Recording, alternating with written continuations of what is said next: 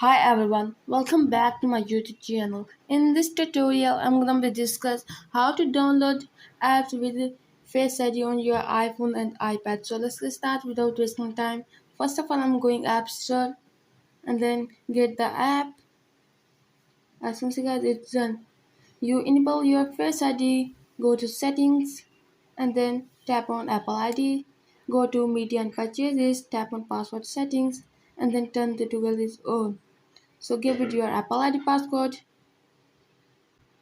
and then tap on OK. Wait some seconds. As soon as guys toggle is on, tap on done, go back to your home screen and then scroll down, tap on screen time and then scroll down, tap on content process section, go to your iTunes and App Store purchases, select download required, I'm already selected, go back and then turn the toggle is off. So go to your FaceTime and passcode, give it your passcode and then enable iTunes and App Store this tool and then give it your Apple ID passcode. Tap on OK and then scroll down and then add your Apple ID. So close this page, open up App Store.